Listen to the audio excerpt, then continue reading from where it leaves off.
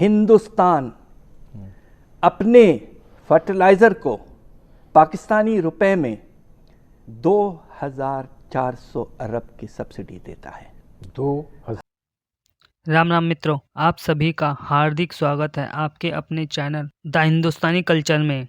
और आज हम आप सभी के लिए एक ज़बरदस्त वीडियो लेकर आए हैं जो आप सभी के लिए बहुत ही ज्ञानवर्धक साबित होगा। तो आप वीडियो में अंत तक बने रहिए और वीडियो को लाइक एंड शेयर अवश्य करें और चैनल को सब्सक्राइब करें जिससे कि आप भी द हिंदुस्तानी कल्चर का हिस्सा बनिए।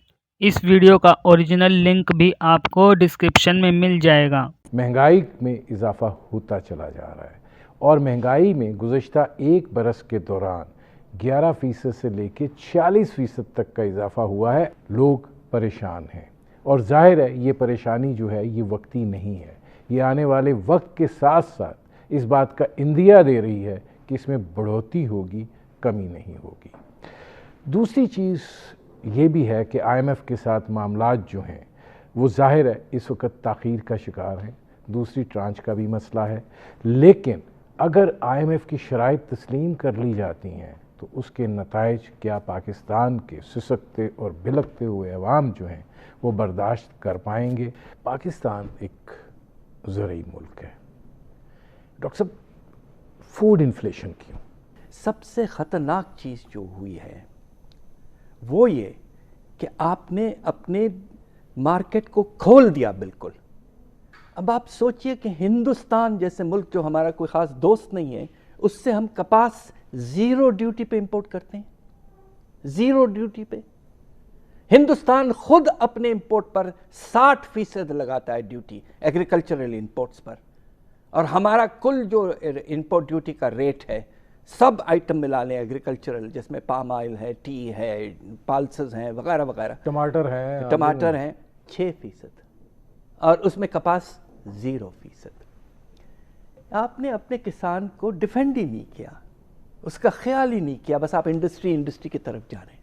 एक तो ये आपको एग्रीकल्चर को प्रायोरिटी देनी है, फर्टिलाइज़र की सब्सिडी, आपको सुन के हैरत होगी, हिंदुस्तान अपने फर्टिलाइज़र को पाकिस्तानी रुपए में 2400 अरब की सब्सिडी देता है। 2400 अरब रुपए की सब्सिडी, और वहाँ की कीमत जो है फर्टिलाइज़र की हमसे 45% कम है। उन्होंने जितना ख्याल किया है फार्मर का, मुझे अफसोस से कहना पड़ता है हिंदुस्तान के बारे में, उसको प्रोटेक्शन दी, 60% का टैरिफ लगाया ताकि अंदर बाहर से चीप इंपोर्ट्स ना आएँ, अंदर में उसको सब्सिडियाँ दी। पर ईस्ट पंजाब अब बहुत आगे जा चुका है। एक ज़माना था पार्टीशन के बाद कि खाना पीने की चीज़ें हम हिंदुस्तान को पहुंचाते थे, हम हिंदुस्तान को कपास पहुंचाते थे, आज हम कपास हिंदुस्तान से इंपोर्ट कर रहे हैं। ये कौन सी तरजीह, कौन सी बात है ये? We have to realise once again, जो 90s में हमने रियलाइज़ किया था कि आपका ज़री शोबा आपकी रीढ़ की हड्डी है, जब तक वो आगे नहीं बढ़ेगा आप आगे नहीं बढ़ सकते। डॉक्टर साहब, अब ज़रा मैं इस तरफ आऊँ, फिर उससे भी चूँकि रिलेटेड चीज़ें बहुत सारी हैं। IMF के साथ जो हमारा मुआहदा है, ज़ाहिर है ट्रांचेस तो चलनी है, वो रिव्यू पे चलनी है, डिलेस जो हैं क्यों, क्या वजह है? देखिए, उसके 2-3 वजूहात हैं। जब सेकंड रिव्यू की रिपोर्ट आई थी उस वक्त IMF ने यह कहा कि रिव्यू तो कंप्लीट हो गया है, मगर जो रिफॉर्म्स आपने हमें कमिटमेंट दी है वो अभी तक आप कर नहीं पाए। अब कौन से बड़े रिफॉर्म्स हैं वो? सबसे अहम रिफॉर्म ये है, इसका है ताल्लुक़ आपके पावर सेक्टर के साथ, सर्कुलर डेट का प्रॉब्लम जो अब तकरीबन 2 खरब तक पहुंच चुका है। वो ये चाह रहे हैं कि कम से कम ये तो हो कि उसके इजाफा ना हो, तो उस इजाफे को ना होने की कोशिश में हमें हमारे टैरिफ्स को, कीमतों को बिजली के तकरीबन 25 से 30% बढ़ाना पड़ेगा। उसके बाद हुआ ये कि कोविड आ गया है।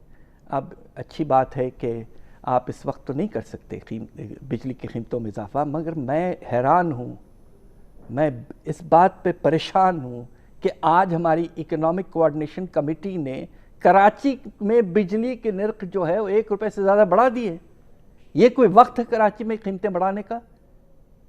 آپ مجھے بتائیے کیا ہو رہا ہے اسلام آباد میں؟ مہنگائی کی شرح میں اضافہ ہوا ہے، آپ 17% کی بات کر رہے ہیں، کھانے پینے کی کھانے پینے کی، فوڈ انفلیشن کی۔ ایبسلوٹلی۔ تو غربت کی جو سطح ہے اس میں کتنا اضافہ ہوا ہے اور وہ کتنی پریشان کن صورت ہے؟ مجھے افسوس سے کہنا پڑتا ہے کہ ہمارے ریسرچ سے ایک بات ہم نے بہت مشکل سے محنت سے ثابت کی ہے کہ تقریباً پاکستان میں 5 کروڑ اور لوگ غریب ہو گئے ہیں۔ اب آپ سوچئے، یہ بہت بڑا اضافہ ہے، ایسا کبھی ہوا نہیں ہے۔ شرح غربت کی سطح کیا پھر آپ؟ اس وقت سطح یہ ہے کہ آپ کے جو کووڈ سے پہلے اندازہ یہ تھا کہ 35% کے لگ بھگ ہے، اور اب یہ جو 2 کروڑ کا اضافہ ہوا ہے 20 ملین کا، اس کے نتیجے میں یہ 45% تک جا چکا ہے۔ تو اب آپ سوچئے کہ پاکستان جسے ہم مڈل انکم کنٹری کہتے ہیں، اس ملک میں اس وقت تقریباً 45% یعنی کہ 9 کروڑ لوگ غریب ہیں۔ یہ بہت زیادہ ہے۔ ڈاکٹر صاحب یہ فرمائیے گا، پاکستان کی جو معیشت کی ہلچل ہے، آپ اس کو کہاں پہ ریٹ کریں گے؟ شرح نمو اس کوارٹر میں، آخری کوارٹر 19-20 کا 10% منفی 3 مہینے میں۔ آپ نے ذکر کیا کہ مڈل کلاس جو ہے وہ بہت دباؤ میں ہے، آپ یہ سمجھتے ہیں کہ مڈل کلاس رہ گئی ہے یا وہ لوور مڈل کلاس کی سطح پر آ گئی ہے اور اس سے نیچے جا رہی ہے؟ دیکھیے یہی ہو رہا ہے، ہمارا جو مڈل کلاس ہے وہ ہم عام طور پہ یہ کہتے ہیں کہ جو لوگ تقریباً بیچ میں ہیں، یعنی کہ آمدنی کے لحاظ سے،